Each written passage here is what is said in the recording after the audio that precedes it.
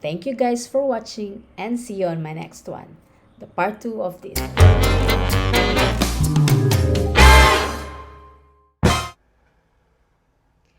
Previously, from our part 1 of money saving hacks and disciplines that gets me invested in the Philippine and US stock market, we have tackled topics 1 to 3.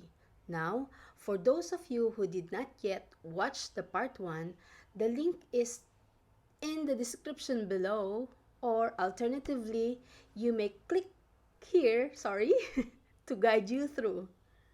So in this video of the part 2, I will be sharing with you the continuation, which is the money saving hacks and disciplines number 4 to 7. And let's start right into it. Number 4, plan of actions. Now, after we've talked about listing the plans for both short term, or you can even include midterm if you think that suits you best, and of course, the last but definitely not the least, the long term plans. Now, let's move on to the plan of actions to help us achieve these plans and make them into reality. For me, action plan is a compass or a roadmap that will serve as a guide for us that we can follow. That way, it will help us get through to the goals and visions that we set for. This will also enable us to ensure that we won't forget and miss any important steps. So it is important that we are to be specific about what we want to achieve each step of the way. So we need to put our plan of action into schedule and follow through. Action Plan A: keeping a simple lifestyle. Living within your means or our means must be one of the core part of our savings and investing strategy. Even if you have extra income or your sources of income expanded, try not to spend those extra dollars buying things that we don't actually need, and most of the time just to impress people whom doesn't care about us, or just our way of trying to fit in or follow the trend and latest, especially in social media. Rewarding oneself is good, but if it will cause you to burn a hole in your wallet and make you broke, then it's not a good idea at all. Cutting back some unnecessary expenses, and with this, learn to turn down invitation with expensive activities. If you have invitation from friends with bigger budgets on shopping, travel and accommodations, or other leisure activities than yours, then it's perfectly fine to turn such invites and just be honest with them and tell them that you cannot join because you are currently working on some financial goals and that you want to achieve, and that's way beyond your budget. Anyway, bonding with friends doesn't have to be expensive on shopping, travels, and hotels or activities that can potentially lose your track in your savings and investing goals. And besides, true friendship is not measured by its monetary value. In fact, true friends will definitely understand and respect your preference as much as you understand and respect theirs. Who knows? And perhaps you might influence them and encourage them to join the club, so to speak, of people who practice frugal behavior. Before buying on something you think you need, check and consume available resources first.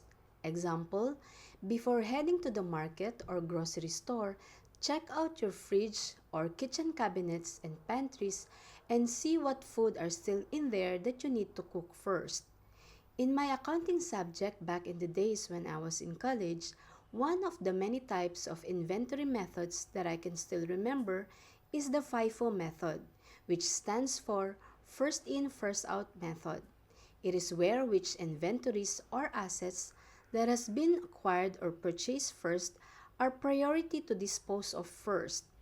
So, similarly, we can apply this inventory method especially in our food items at home. It is beneficial for us that we consume first the ones that we buy and stock in the fridge or in our kitchen cabinets before we purchase another batch. We can avoid food wastage, thus, we can cut back unnecessary expenses because we don't want to spend and ended up we put up in the trash cause it's expired or spoiled already. Since my channel is also into food, I can make future videos about meals and menus that definitely help me in savings and in my investing journey. Staying healthy by avoiding vices that's not good to our body. Eat more on food that's planted on soil and not manufactured in plants and in factories. Drink enough water and exercise regularly. Have a daily habit of growing spiritually, and does not matter which religious denomination you are included. Have a healthy relationship with family, friends, and the community. Because our best overall health is definitely our biggest wealth, which cannot be measured by current market value of all physical and intangible assets we own. And being healthy can actually save us tons of money. Learn some DIYs or do it your own. Especially for us ladies as part of our self-care routine like regular visit to a salon for our hair, skin and nails, and other spa-related appointments. Learning how to DIYs can help you save money and to cut back those expenses.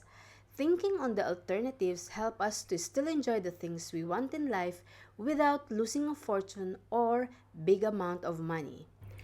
I could go on and on for those suggestions and ideas on how to keep a simple living in order to save up and be on that investing habit. As this is becoming a broader topic, so I will try to make a separate video for this and I hope you stay tuned for that. And so, moving on to action plan B. Have a monthly savings and eventually will lead up to yearly savings. Set aside a portion amount of savings no matter what. After all, more often than not, your spending will tend to increase to consume all your available money. It doesn't matter whether you have 100 or 10,000 or $100,000. Your expenses will keep on increasing, and believe me when I say, oh dear, sky is the limit. Because you will never run out of things that you want to buy or services that you want your money to spend on. If you don't want your money to just quickly slip away from your finger or from your wallet, you have to secure first your portion of savings amount each month or each time you have your income or salary to keep it away from sight that you might tend to spend it out of plan. Don't let your supposed money savings be a victim of your impulsive buying habit. Making or earning more and more money is not always the way to answer money deficit issues we face. Neither saving money right after you do all your spending and saving on what's left. What if there's no more money left after the shopping spree? So no savings at all to set aside for that specific period. So it's just not really gonna work and not the wisest thing to do. So decide setting aside a certain savings percentage, say 15% or whatever percentage that works from your overall budget. And think of it as one of your bills to pay. You may even label it as a savings bill. Just like how you religiously pay and settle your monthly electricity, water, phone, and internet bills, and other monthly dues or monthly obligations. Remember, you have to make a commitment of paying your savings bill at least every month or every time you receive your income or your salary. Commitment is one of the keys to success to achieve your set financial goal. And plan of action C is strictly no availing of loans for luxuries.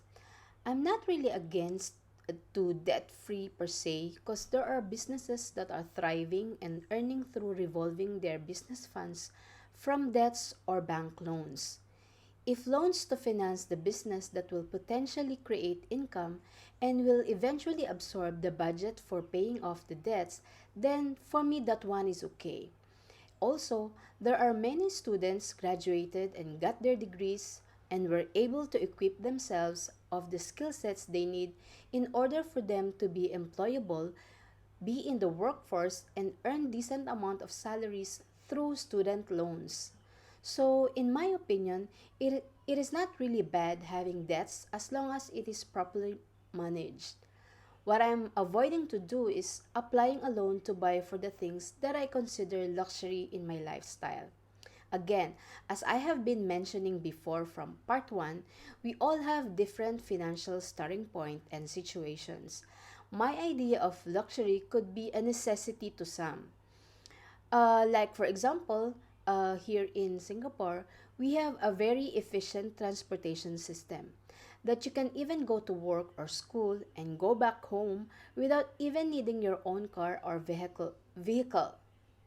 But in other countries that I am not aware of the situation, having your own vehicle is actually a necessity. So there, you have to identify what is actually the things that belong under luxury or necessity category under your own judgment and analysis. Next, money savings hacks and discipline number 5, delayed gratification.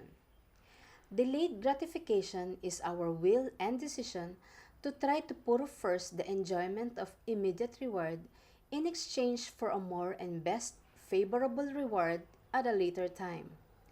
Life is not just knowing about what to do, but equally important is knowing what not to do. We need our primary wants and urges to have in check regularly and coming up with some alternatives so we still enjoy life in the process and not really to a point that we are depriving ourselves of the things that we should meant to be savor, experience, and enjoyed. But of course, we need to practice self-regulation, another important discipline that we can learn and improve on in the long run. Studies have shown that the ability to delay reward is present in highly successful people. I just read that, I think, from one of my social media platform feeds and really caught my attention. And I'm just sharing it here on the thought that it's nice words to ponder with. Anyway, going back to the topic, here are some of the strategies I've tried. A. Shopping spree diet. Master to convince yourself not to buy things that you don't really need. B. Resist on buying takeout food more often. Instead, planning your meals and prepare ahead of time. I tried buying food ingredients in the market and grocery store and waking up earlier than usual so I can cook food for the day. I always try my best to stick to the amount of $100 weekly budget for food and non-food grocery items. See, I have never experienced to drive a car, let alone owning one and driving it. Though it has been my long time dream and in one of my bucket list, planning on starting to work on it to finally make it come true. But I just always remind myself of the delayed gratification principle and just looking for the alternatives instead, like just for the sake of experience. After I learn to drive, get a driving license, rent a car, then hit the road, and voila, enjoy my long drive experience. Or dwelling on the thought that I may not own a Tesla car, well, for one reason because I can't afford it. But I have, though, a small part ownership of the company that manufactured the Tesla cars through buying their stock in the US stock market.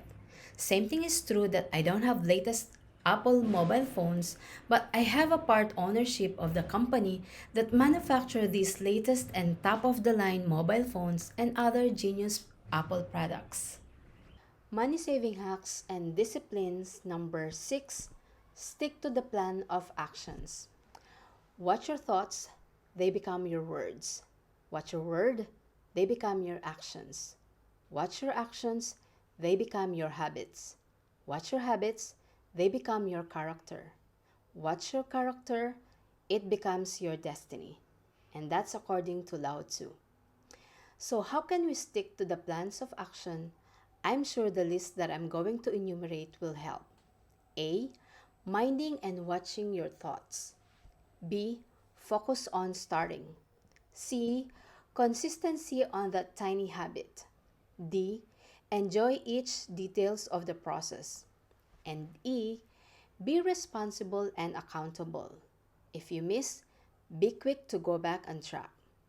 If rising from the mistake, you are no longer starting from zero, but you are starting from experience. Money saving hacks and disciplines. Number 7, have a yearly assessment and checking where you're at your set goals. You can set your own period of assessment. It's up to you to decide whether it's weekly, monthly, quarterly, or annually. Important thing is, you regularly check your progress. Having a buddy with the same interest will also help so you can side by side help each other checking where both of you at in your set goals. And finally, bonus key points. Number 8, congratulations!